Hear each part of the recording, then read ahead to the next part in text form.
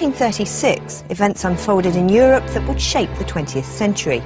Civil war broke out in Spain, the Nazis retook the Rhineland, and in that same year, a quiet young mathematician completed a new theory in his rooms at Cambridge University.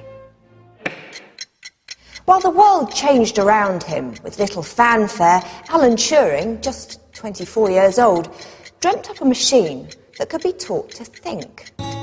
Turing's invention was originally described in his academic paper as an imaginary machine to crunch imaginary equations. The machine read symbols printed on a tape. The order of the symbols was in fact a program. The machine understood this program by referring to an internal table setting out what the function of each symbol was. No tea breaks, no pens running out, no human errors. Slowly but surely, the machine could do incredibly complicated calculations with an infinitely long tape to work on and endless time to do them in. It then produced the result as a new set of symbols.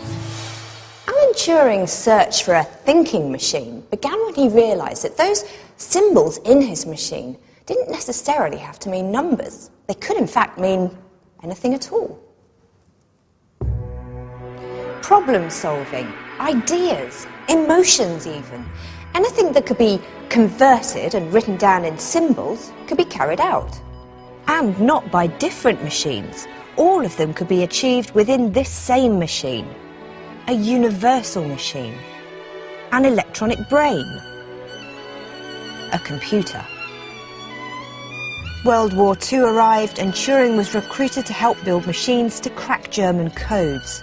These were complex creations with Turing's mathematical and engineering intelligence in their DNA.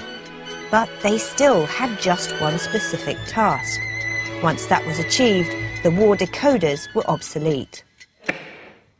After the war, as Turing and others began to physically try and build the kind of computer that he'd imagined, he became a pioneer of what we now know as artificial intelligence. He was convinced these computers would be able to take on tasks we couldn't achieve ourselves and make life better. Turing described them as children. But Turing wasn't thinking of the humanoid robots of science fiction that people feared would take over the world. Computers to him were like humans because they too, as with children, could learn from us, their instructors.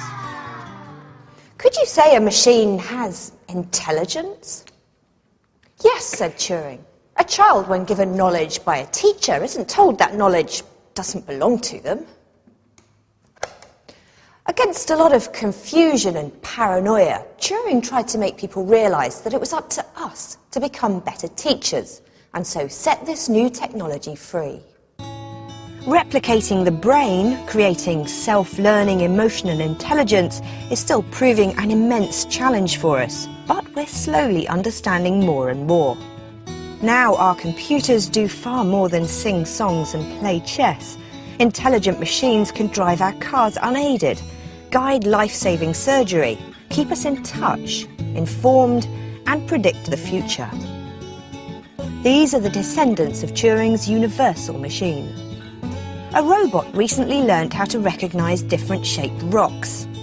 It began life with a young man hunched over a desk in Cambridge.